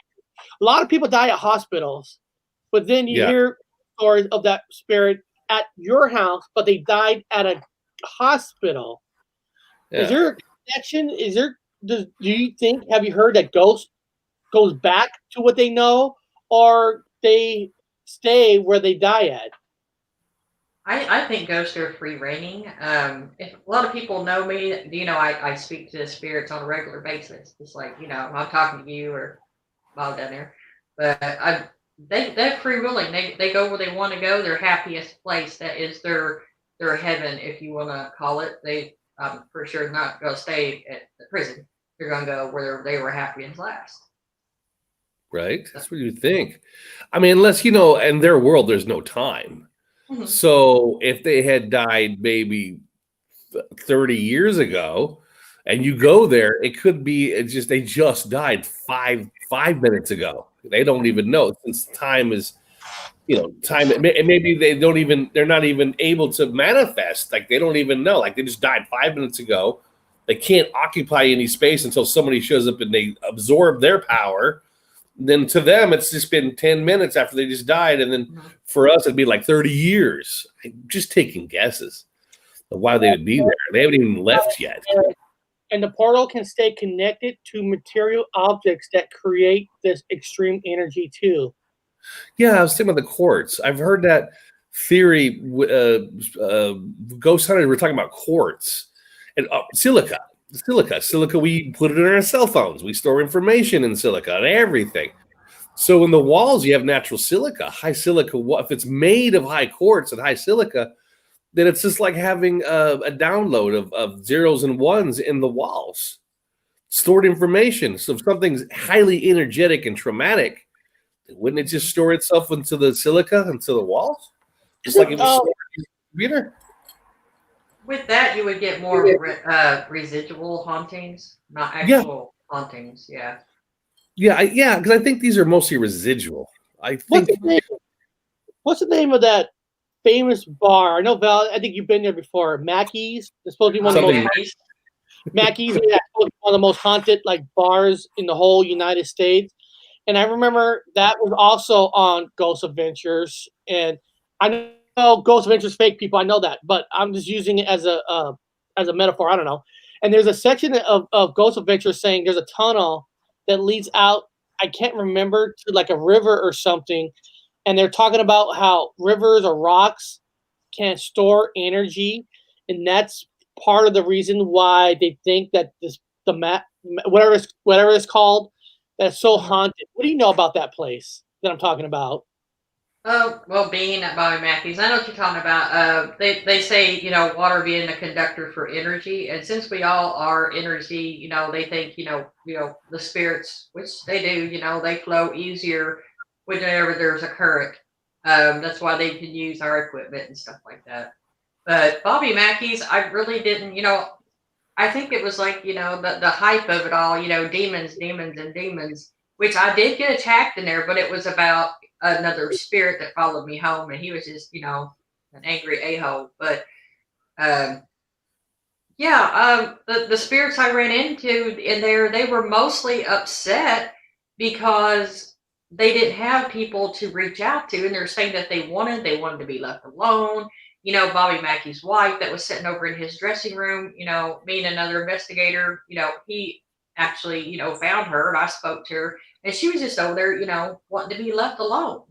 But if you get somebody in there, she's, continuously pounding for questions and answers. I mean, as a person, I would get mad too. So that's going to cause a lot of a darker energy or something in a place. But I don't think Bobby Mackey's is all that haunted. Yeah, it's haunted, but I mean, it's not for the reasons everybody thinks it is. I really don't.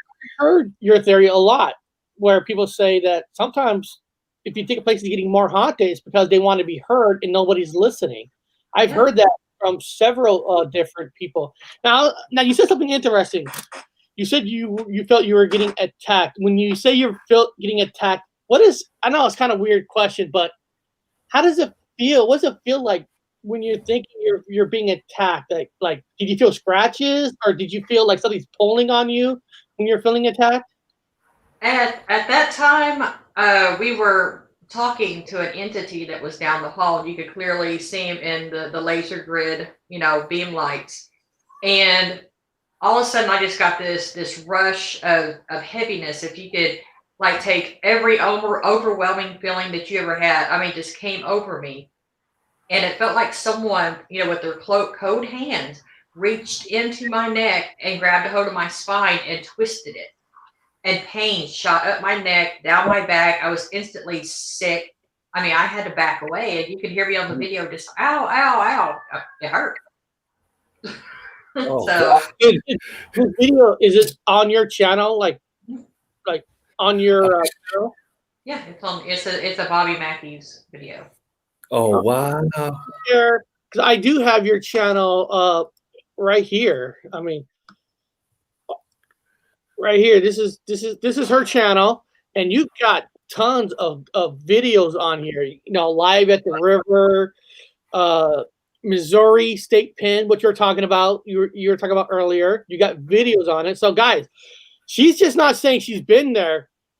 Dale's got videos about her experience, and this is what makes her so awesome to be on the show. Is we just don't have somebody on here telling us stories. She's actually investigating these places, and there it is right here, Bobby Mackey's Haunted Music World. And this video was uploaded only just 2 months ago. Wow. So, a question for you. I always ask this question because I'm interested in all the fun stuff, the gadgets. What's your gadgets? What do you use? What's your thingy? Now, I used an app the other day. Eric told me about an app, and I used it. It worked great. Just a regular phone app on the phone. What do you got? The app was told to me by the witch goddess herself, who's actually in the chat. Okay, yeah. It worked great. Well, my greatest piece of equipment is me, but if I use things to back up, Good answer. stuff. Yeah, but I love my SB11 because as a spirit box, you can do AM and FM forwards and backwards. You can slow it down. It also has a temperature gauge that helps you out. And I've learned a lot of the older spirits that can manipulate energy. That an SB box with white noise, those are great to use. Now, when you have your younger spirits or the ones that are not quite equipped with using that white noise and they still need the vocabulary and they need what they call a word bank, we use the necrophonics. And I have got some really great responses with the necrophonics. Whoa. Is that a machine? Is it like a handheld? No, that is a app download. That is for iPhones. I think it's for Android now too. We have it on an iPhone. Well, Eric, what did you tell me to put out? Well, I forgot what it was called. It worked great. Ghost detector. Ghost detector really worked great. Yeah, ghost detector. Yes. Yeah, it really started. They even mentioned camera. I had a person doing the camera, and it said camera. Yeah, and then it said to me because I'm sitting there, and it said broad. Like a girl, and they're like, no, wait, you're talking about me. I'm broad. I go, this thing is responding. Holy shit. And look, right here, this is her video. This is a live, doing it live in Mac. Now, I want to ask you something. Cool. Oh, yeah. How do you get permission, like to even? I see TV shows, people go in there. Do Bobby Mackey's like? Do they like?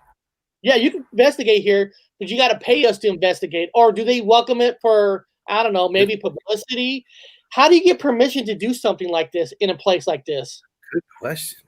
We had a group which we had to pay. It was they do ghost tours, but they wait until like the end for the ones that want to stay longer and the bigger groups. So yeah, we did pay to stay there like 2-3 hours. I'm not really even for sure how long we were there. Yeah. Just like the Missouri State Pen, we paid to go there for 5 hours on the last tour. And you can go off by yourself and do your own thing, even though you have a group with you. But it's best to get off by yourself as much as possible so you don't get interference. That's great. Different equipment, like just looking at your video here, there's different equipment. Yeah, that's where I got hurt, was down there in the basement. Oh wow. Oh, shit. It looks just like one of those cool movies. All those, you see him on television. He looks just like one of the live shows. Wanting me to take your head off. Wow, was that like a voice recording or something? Yeah, it was coming through our voice box. Shut up. Yeah, I think that was the necrophonics that we were using on that one. Because I was going back and forth between the two. Actress. You're looking for words. I mean, you're just not telling people you've been here. You're showing people that you've been here. Mm-hmm. I mean, you're the real deal. I mean, you're really. How many years have you been investigating now? Your total years. Like, how long you been doing this now? Well, on YouTube, it's been like 6 months now, but I've been investigating 30 some odd years. Wow. How about this question? There's a lot of great people in the chat now. If they go to your channel right now, which one would you say your video might have the most voices you found, or the most interesting of all videos? Like, watch this one first before you watch any other video. Do you have one that you recommend the most? The one I just put out, The Haunting on the Mississippi 3.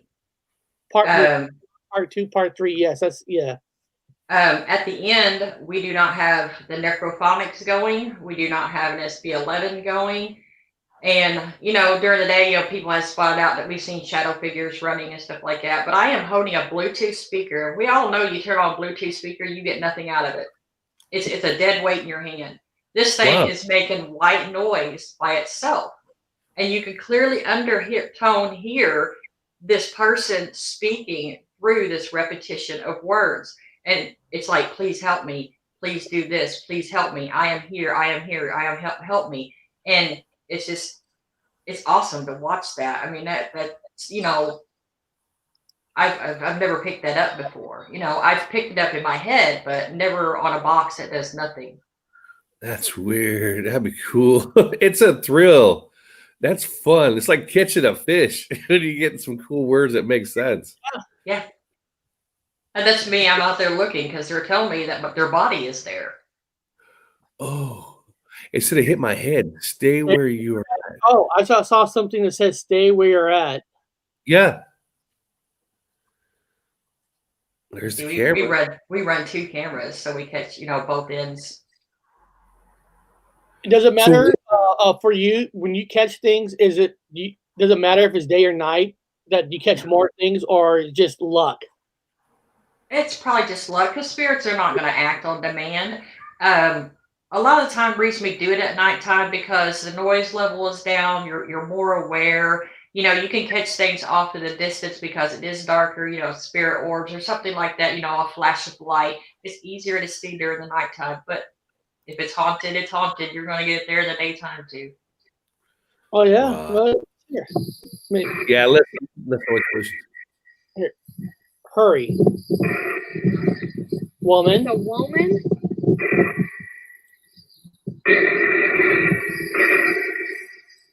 Oops. Oops. Oh yeah, it's my sorry. I heard that.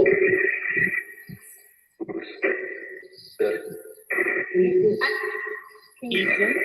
Tell me her name. Eva. Eva. My daughter's middle name is Eva.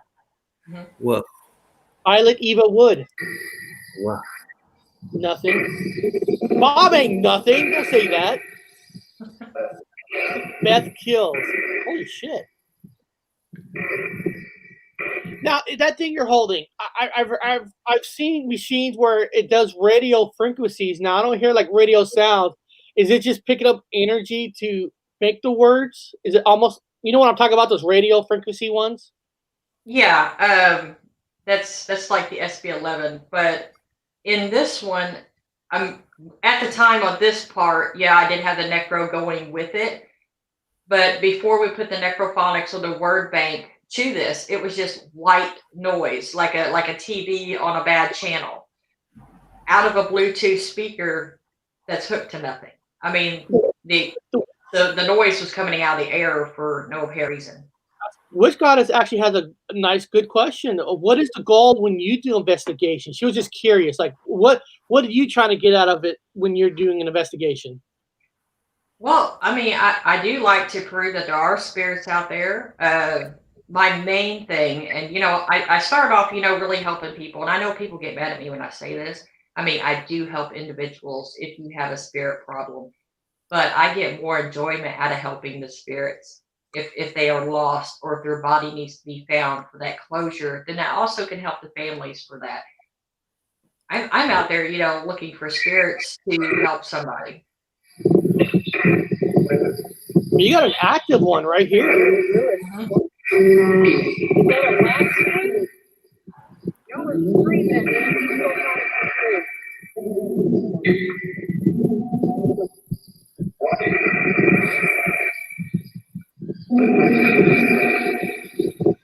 This is cool. Alice. Oh. Bridget. It's giving a lot of names. It's almost like, can you guys hear me? Wow. Yeah, a lot of these were long sentences.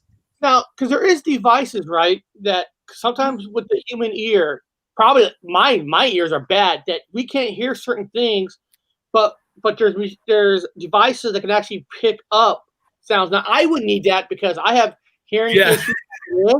So a ghost could be talking to me like right now because my hearing issue. I wouldn't know. It's funny. That's the reason I like it, and I keep saying the word necro. I know it's not sponsored, but it actually takes that white noise, that shh out of it that drives everybody crazy on these videos. That white noise is actually modified down to nothing. So you have the word bank pretty much for them to manipulate, but you can hear a lot clearer. Okay. Now she was talking. I think she's talking to somebody else in the chat, but she wrote, "Can the machine, brother, bother real human souls, or is it just picking up something left behind?" That's interesting because can you be picking up words that left behind, or actually coming from like a presently coming from a ghost, or is it something that's a residual? I think you're talking about like a residual conversation from way back. Maybe. I have caught residual conversation, but you will eventually know the difference. A ghost will have intelligent conversation with you. You ask them what color is my shirt, and they'll say blue or black, or they'll call your name, for instance. Now, residual, I kind of get that sometimes, but it's just like a record player. You hear the same talking or ghosts or spirits talking back and forth. I mean, once you get your equipment and you start knowing your equipment, you know the difference. Yeah. Kind of like they're saying in any hotel, they hear a piano a lot. Maybe that could be like considered residual. If they're hearing the exact same song over and over again. Yeah, that's residual. I get that here. It's an actual communication. Yeah, I can see that.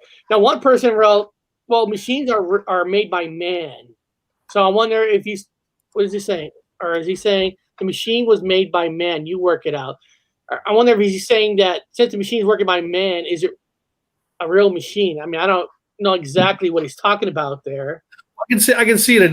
He's debunking. So I mean, again, we always welcome debunking, and you obviously are used to it, so you have no problem with it.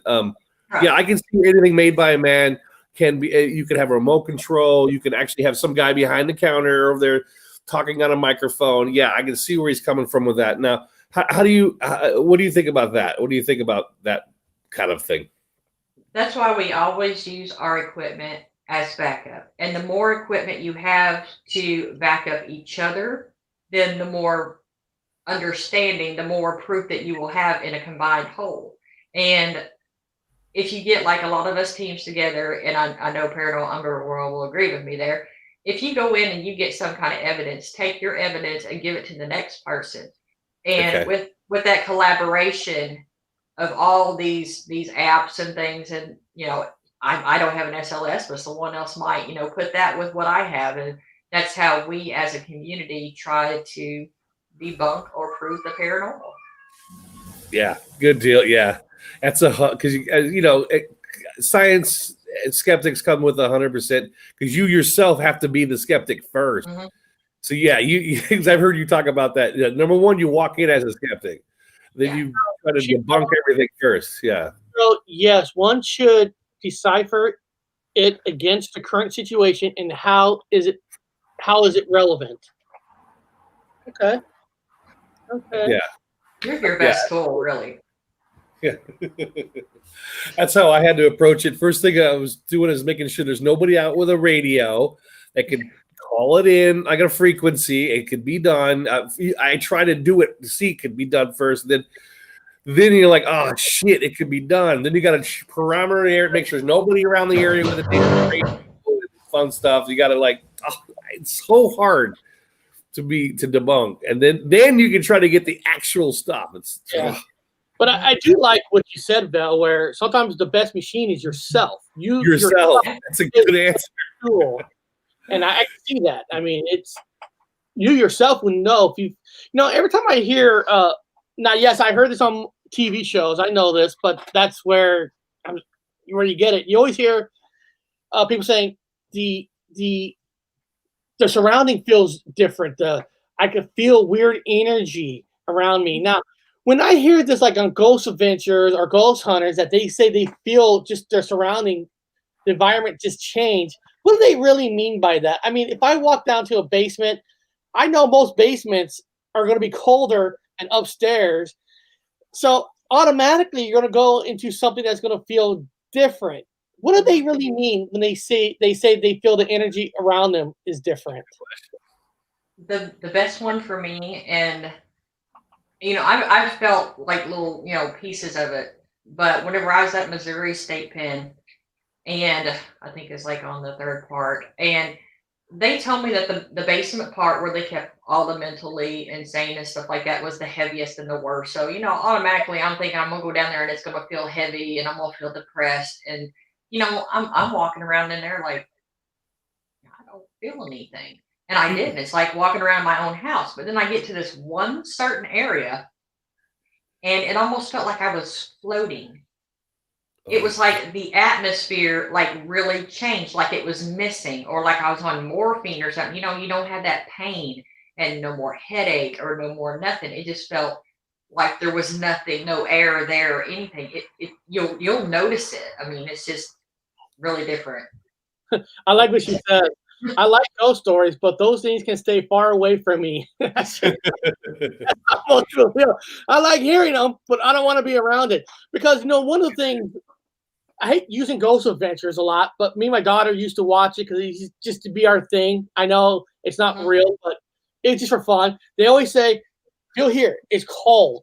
Is it because a ghost is taking all that energy in a spot and that's why it's cold? Yeah, for the most part, they are right on that. I mean, I run into that a lot, even with my little ones here. If they're near me or they're trying to make something happen, then they've got to take that energy from the air. And by doing that, you're going to make the environment, cooler. But I have also seen spirits make energy hotter by No movement. shit. So I've never heard this. yeah, Wow. because on my SB11, I've actually had it go up in temperature whenever a spirit would be near me. Now, if something a little more negative, comes near me, or something that I don't feel is all that great, they're a little on the colder side. But yeah, they do manipulate the temperature back and forth. What about smells? I've heard people talk about smells like sulfur. Was Sulfur. it clown saying sulfur? What clown? Before, I don't want to put any words in your head. What Yeah. smells have you smelled? I have smelt like honeysuckle perfume. I have smelt roses, tobacco pipe, like if someone, always smoked tobacco, suddenly you'll start smelling that. Go, where is there a smoker in here? And they're like, oh, well, yeah, you smell that. Now I have, with some of the darker spirits, I don't like using the D word because I very seldom ever have seen one once in my life. But if you do, a lot of times it will be a rancid. If you can imagine, now I put this thought in everybody's head because they always say sulfur. No, I think of leaving some chicken out in a hot trash can in a July day for 2 weeks. That's what it smells like. Oh no! I heard that some people say that if you smell sulfur and egg smell, it's not a ghost, it's a demon. I don't know if that's true or not. They're saying demons smell worse than. I'm like, really? How would you know that? She's talking about you smelling rot.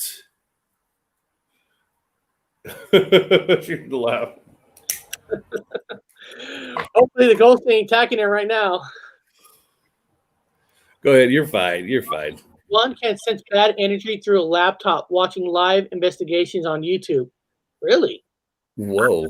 I've watched Bell's live stuff before. I watched people. I've never felt bad energy through a laptop. That's interesting. I guess I'm not special enough.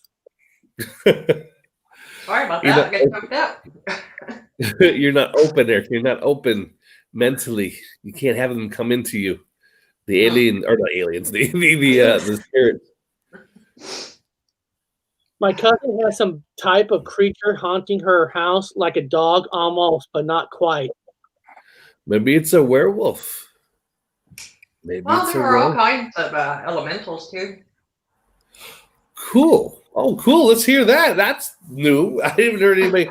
Yeah, no, it's actually because I kind of believe that too. When I was in Ireland, I got that gut feeling all over Ireland. Like I'm just waiting for something to pop out. Literally, I felt it. I felt it. I've never felt it. I've been all over Europe, and I've never felt like the way it felt in Ireland. You gotta, with your sensitivity, you gotta go to Ireland, man. Holy I'd be shit. like, oh. Oh, everywhere you went, you felt something weird. And they have a lot of earthen mounds from way back with the Druids, a lot of Druids in Ireland. You felt a lot of magic there. So yeah, tell me about the elementals. What's your take on that? Oh, there are so many, but yeah, like Paranormal Underworld was the same. A puck wedgie could be one of those. Those are little dark little critters that run around. You have, in my belief, being Cherokee, my grandma believed in the fairies, and they protect the winds and the waters and the earth. We're all one element of energy, and yeah, you have these little spirits that protect things, and don't chop down a tree unless you ask permission and things like that. And you can create these little things. Well, you can't create them, but you can draw them to you if you do something bad. And I can't name them all because there are so many of them. Wow. How about bad ones? I mean, we joke about the werewolf. We joke about the other whatever's. What do you think about? We're going to say the stereotype word. That's vampires, the werewolf. What's your take on the darker ones, if you have a name for them? Well, the only way I'm gonna believe in vampires is there is actual people that are allergic to sunlight. I don't know, they've got some kind of photosynthesis, something wrong with them, but I don't know about all that. But I think the worst one is the one that my Cherokee grandma called the Nagabwe, and they live in the trees like shadows. and they will actually come down on a person and attach themselves to your head. And with the Cherokee, they believe that then you will have lucid dreams. You'll end up going crazy. I think more mental illness kind of thing. But you start doing things to your family and your crops and stuff that you're not supposed to. So it's almost like a possession of this thing, and it will literally suck the life out of you until you die and go crazy. What do they call them? Succubuses? Incubus? Like succubus? Yeah. They come sit on your lap in your sleep or lay on you when you sleep or whatever. They try to draw it out of you. I've had What's that, Eric? Witch Goddess says, yes, vampires are real. Okay, we got vampires. I mean,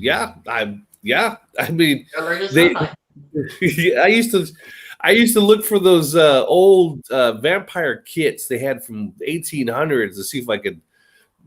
But there was so many fakes out at the time. Everybody was like, there was a time period when everyone was actually believed in vampires. They were afraid of them. I remember they put a cemetery. They had them in Europe. They have a stick on the grave and then a bell. They put a bell out there. I mean, you heard about that and run a string into the coffin. Holy shit! They ring the bell. You're buried alive. Of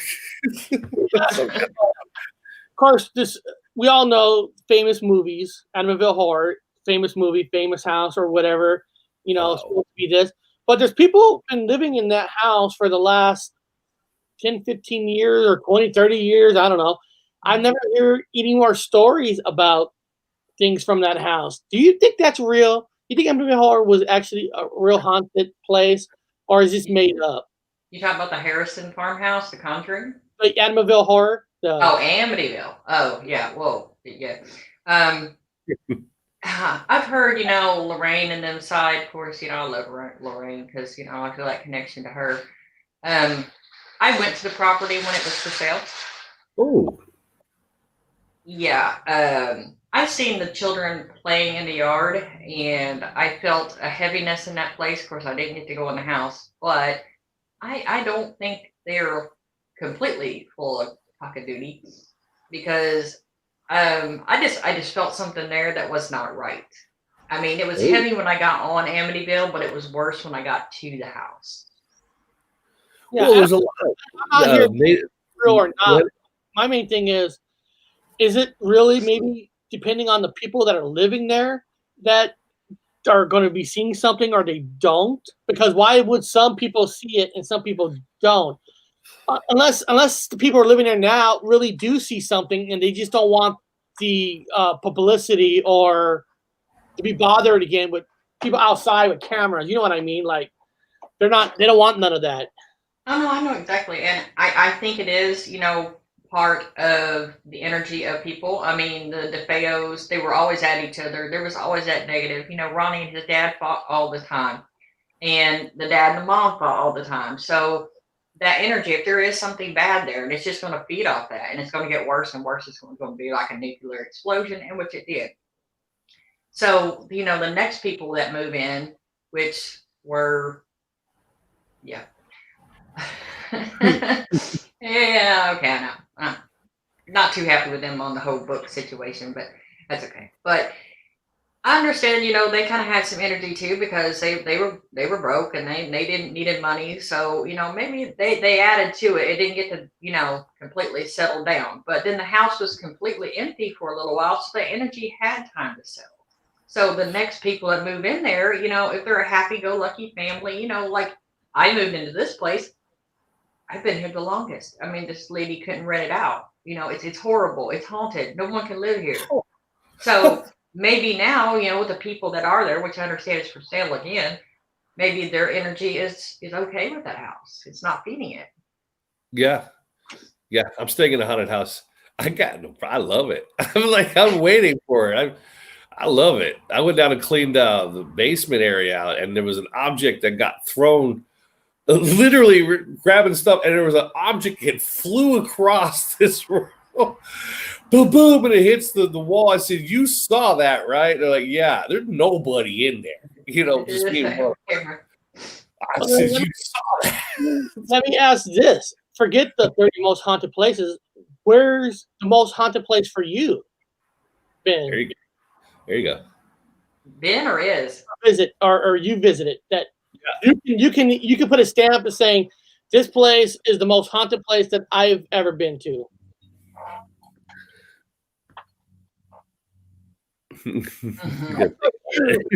Yeah.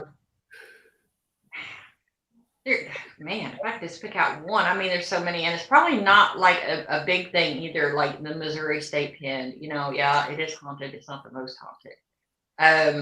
I am going to stick right now with the Indian Hill that, literally, I'm fearing for my life. There's a video on that too, by the way. Veil don't run, but I did on that one.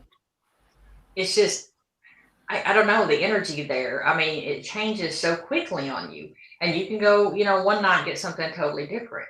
I mean, it is, truly haunted up there. Probably a vortex hole or one of them. They talk about those holes, like one of them portals open. More spiritual than most other people, right? I mean, they're the most spiritual. They really believe in things that regular people don't. So it could make sense why their place is more haunted, right? Because if you're going to open up a portal, they open portals, right? They really invite portals to be opened. Yeah, and what's so bad about this place is it was an Indian burial ground, and they went to dig a highway through, and they did not know it was there because, it runs through, backcountry in the Ozarks. So they literally cut into the side of this hill, and they found generations of, Indian bodies that they had to relocate. So yeah, that whole road through there that they actually shut down. I mean, they have, a few houses that decide to stay out there and build on that road, but it's not burial ground. Oh man, yeah, you can't. You ever get scared of a place where you're like, I'm not going back to this place? Indian Hill. Okay. Yeah, maybe you were supposed to be there. I said if it's Indian burial ground, you were just not supposed to be there.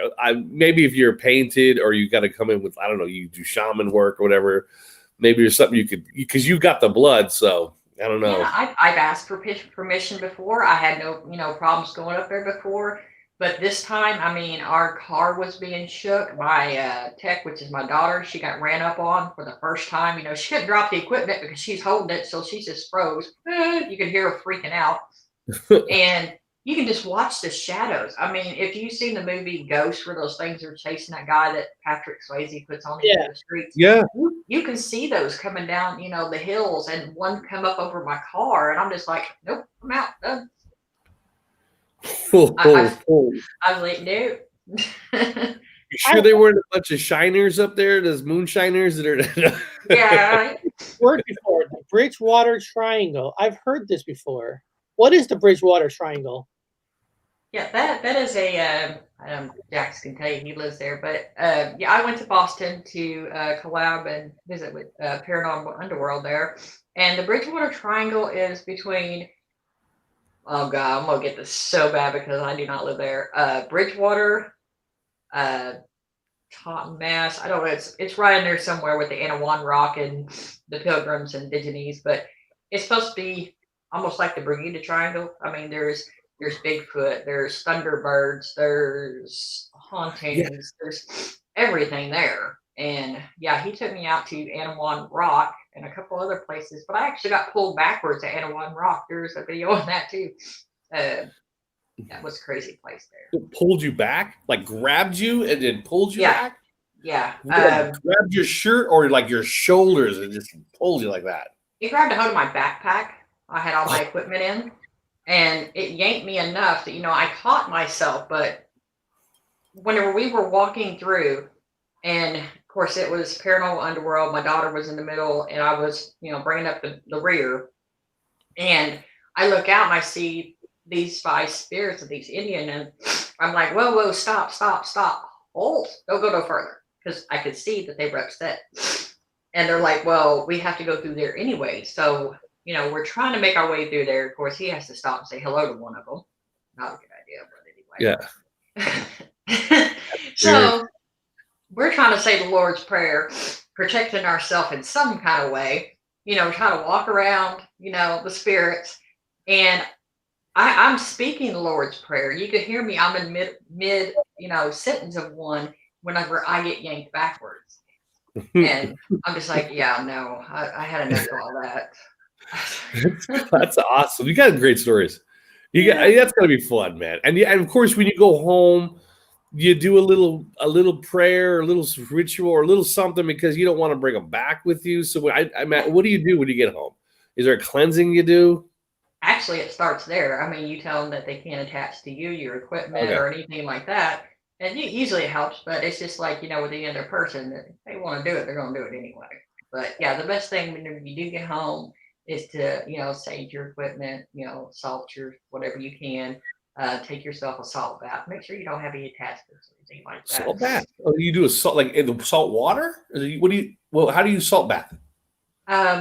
Best thing to do is get sea salt. It's pretty cheap. Okay. You can buy a big thing of it. Run you a bath. Put you a cup or two of salt in there. Let it, dissolve.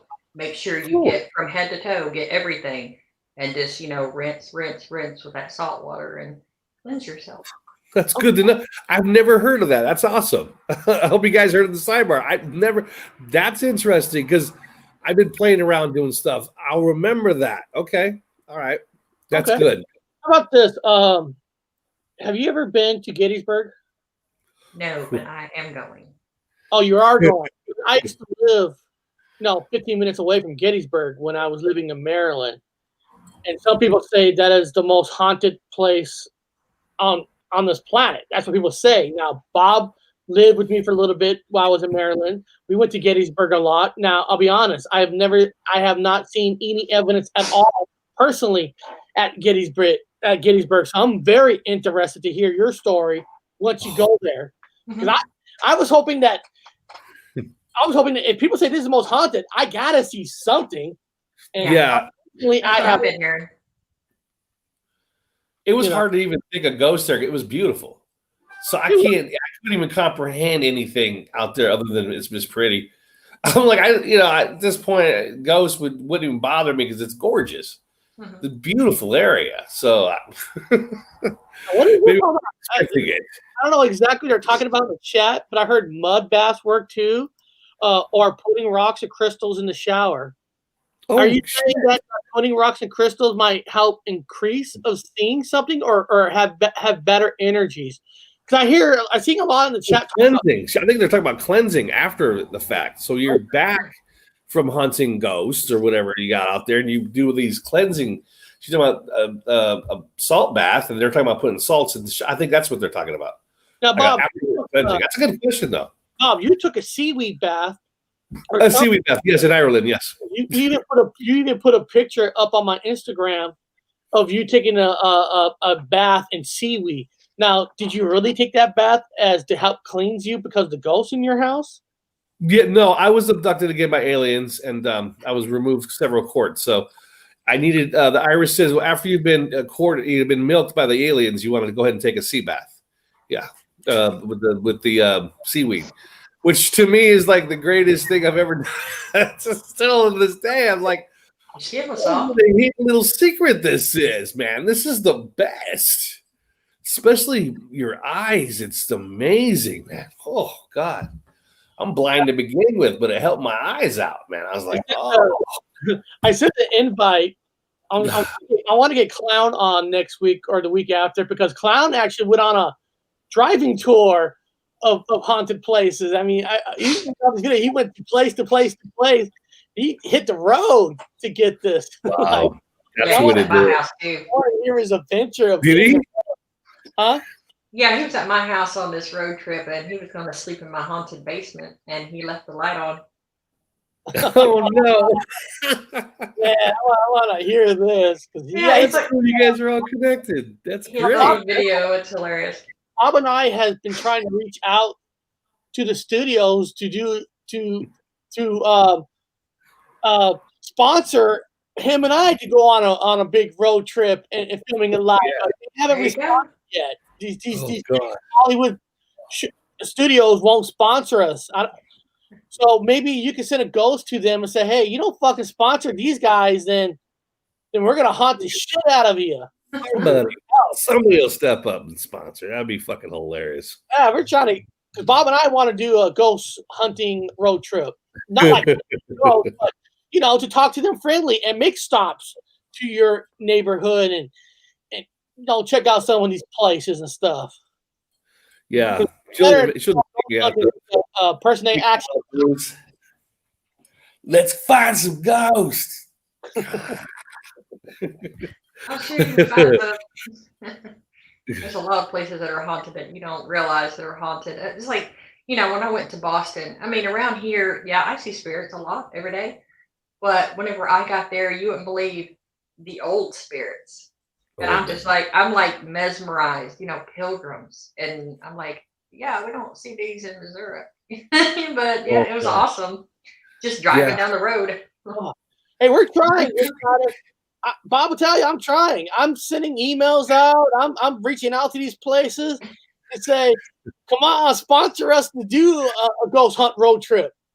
I would love to go from we're on the West Coast. Bob's actually in the UK, but if Bob came here, we would start on the West Coast and go down to California and just go cross country and go down the road 666, the haunted road. We'll go everywhere. That'd be awesome. And then Bob and I were planning to go fishing at the Bermuda Triangle. Also, fishing in the Bermuda Triangle. Then we're gonna hit ourselves back over here. We'll go to Ireland, all over friggin' Ireland, man, Scotland, and all them other weird ass cool places with the hauntings. That'd be cool. Oh God. Famous spots and meet people like Belle and Clown. Go to their areas. That'd be blast, man. Yeah, that'd be Giannis or Michelle in there. Just grab them. Michelle, she finds Satan all the time. I'm gonna watch her bringing her along. Well, of course, you got Clown. He's a demon hunter, so they might work out pretty good. We'll create a whole. Hey, that's a good one. I could tell the studios. I'll have a whole team ready. I'll have a demon hunter. I'll have real people. We got ourselves a resident demon hunter. Yeah. No, we got a crew. That'd be great, man. We got our own demon hunter. We got our own witch goddess. We got our own Belle Paranormal. She can talk to the ghosts. We got our own team. We'll create the best. It'd be a real fucking team, I tell you that. That'd be great. That'd be great. We'd have the best show ever. Aliens. I mean, what better team can you have than that? Yes, I'll summon the aliens down. They'll be with my children will be flying the half-breed children will be flying the rocket ships or whatever, flying discs and stuff. Over here, guys. We're over here. Zap us over here to here. Yeah, easy. Those are my kids up there. Those are my half ones. I'm trying. I'm trying to get a sponsorship to do this, but will it work? I don't know. Well, fuck, they sponsor these stupid ass, fake ass people out of college. These fake newspaper writers. Why not do some real people? Yeah. If people don't think we're real, then I don't know what real is. Yeah, I went to the university. I got stats. I got science. I'll do some science stuff on it. Hell yeah. And I promise all studios that Bob would dance at every single graveyard. I mean, everybody wants to see Bob dancing at a graveyard. Well, after a few drinks, yeah. I'll be dancing all over the place. The rule is Bob can only dance with his clothes on. Bob, you ain't taking your clothes off. No. That would cause too many things to happen. No, yeah. No. All the ghosts. No, that would bring the gods down and they would be angry. No, but beyond that, I want to say, Val, thank you for coming on. It was fun. Today was fun. Thanks for having me up here. Yeah. More interesting than some article about the 30 most haunted. I mean, people. Yeah. We got on some of them. I'm gonna put her in the chat again. Guys, please go to her channel and check it out. And man, if I am serious. I have been trying to get in contact with studios. You want to hear me or not, but to sponsor us to do this trip. Don't know what's going to happen or not, but hey, we all dream, right? You can't, dream's free, right? And then I'll try to get up that that fund me to buy that haunted place in Ireland. You know, I think we can raise $2.87 million. Easily. I think we could do it. Be done by a week. Sure. I think I got a few pence in my pocket. We'll throw into the pot. There you go. Done. Whoever raises like $2 million, you know, well, Bell will give you a free reading of your.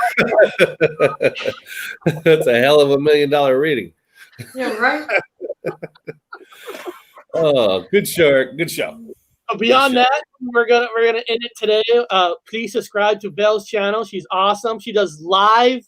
She does actually real recordings of footage. I mean, you guys just seen it on the show today. I mean, it's not fake. She's really out doing it, and you can't buy that for $1. You know, it's not no Ghost Adventures. It's not. I'm sure you don't film this live, Belle, and go back to your place and recut it and add in voices. I mean, I'm sure like us, we're not smart enough to do that kind of stuff. What you see is what you get. I want to prove something, not add something to it. So sometimes it's boring, and I tell people, no, real paranormal is boring. I mean, sometimes you're sitting there for hours and don't get nothing. And that's just what it is. You know, 8 hours, you know, you got 2 voices. I mean, it is what it is, right? And Clowns told me that he's done an all-day investigation, caught nothing. Mm-hmm. You know, it's like sometimes you get a bite, sometimes you actually catch one, and then sometimes Bob will catch one and throw it back in the water.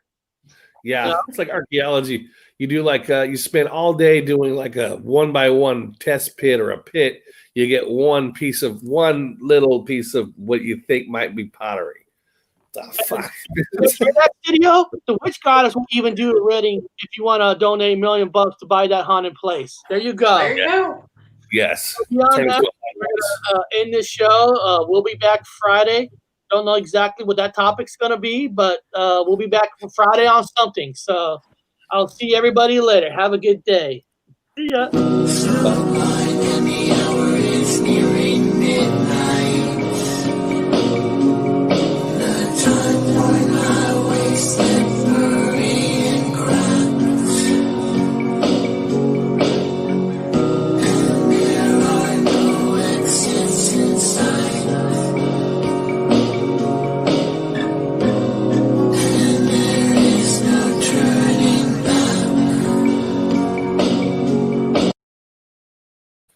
Oh, that was fun. I'm exhausted now. I'm tired. Are you there, Eric? You're frozen. Eric's there. He's frozen. Eric, you're live. Eric, you're still live and you're frozen. For those of you out there watching the show, it was a great show. And Eric seems to have locked himself out. So he kicked himself out. So you're looking at me, which is fantastic. We had a fantastic show, and he'll be kicking it off here in a second. Maybe if he comes back on. We don't know what he's done. That's why I always make sure when Eric comes on, we don't want to start talking about dirty underwear and his holes in his socks. We don't want to talk about that right after the show because it could still be on. We don't want to talk about the smell of his car when he drives around with a dog in the back that farts all the time. Can't do that. It's not good. Not good. I got kitties. Kitties running everywhere. So hold on. Let me send Eric himself a little bit of a thingy here. I think he got himself locked out of the show. So you guys get me for an extra few mintes. If you have any questions, no, I had to jump on my other computer to end this show. Sorry about that, but I got frozen. So give me a second. So you guys had an extra footage of us with the messed up system. Sorry, guys.